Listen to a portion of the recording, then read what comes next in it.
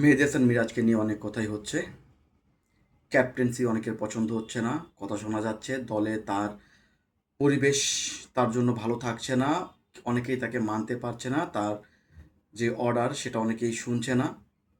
এটাও শোনা যাচ্ছে মেহেদী মিরাজ দলের জন্য খেলছেন না, ব্যক্তি স্বার্থে, নিজের স্বার্থে খেলছে, নিজের স্বার্থটাই আগে দেখছে দলের স্বার্থের আগে। আমি আমার পয়েন্ট অফ ভিউ থেকে মনে করি যে আলোচনাগুলো হচ্ছে মেহেদী মিরাজকে নিয়ে, তার সম্পূর্ণটাই বর্তমান পারফরমেন্সের জন্যই হচ্ছে। মেহেদী মিরাজ যখন ক্যাপ্টেন্সি পেয়েছিল তখন তার পারফরমেন্স ভালো ছিল বিধায় তাকে ক্যাপ্টেন দেওয়া হয়েছিল, এবং অনেকেই তার পক্ষেই গান গেয়েছিলেন, যারা আজকে বিপক্ষে গান গাচ্ছেন।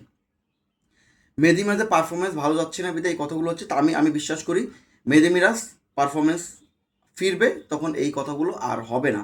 আর দলের মধ্যে যে কোন দলের কথাগুলো হচ্ছে, যে কাজটা লিটন পেরেছে দলকে একত্রিত করতে, যে কাজটা জাকির অল্প দিনের ক্যাপ্টেন্সি নিয়েই লিটনের পরিবর্তে ক্যাপ্টেন্সি নিয়ে দলকে একত্রিত করে রাখতে পেরেছিল, লিটন সেটা মেহেদী পারছে না। ভাই কী করে পারবে? দলের পারফরমেন্স যখন এত খারাপ হবে, মিরাজ কি তার সাথে শোনা গলা বলে কথা বলবে? মোটেও না। অবশ্যই তার সাথে উচ্চ কণ্ঠে কথা বলবে, আর তখনই মনে হবে যে দলের অবস্থা ভালো নাই। আমি স্পেশালি মনে করি এরকম কোনো কিছুই আসলে না। মেহেদী মিরাজ পারফরমেন্স করলেই সব কিছু ঠিক হয়ে যাবে। হ্যাঁ, কনসার্নের বিষয় একটা, যেটা হয়তো বা সত্য, দলের টিমের ডিসিশন না, কোচদের ডিসিশন না, মেহেদী মিরাজের নিজের ডিসিশন, নাম্বার 5-এ খেলা, যেটা মেহেদী মিরাজের জন্য সবচেয়ে বেশি কাল হয়ে দাঁড়িয়েছে।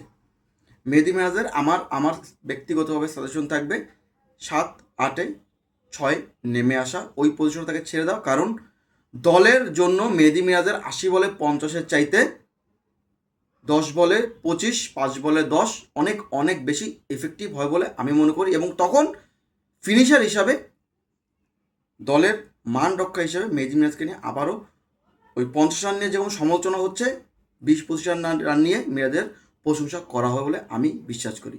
কেমন লাগলো আপনাদের এই ভিডিওটি?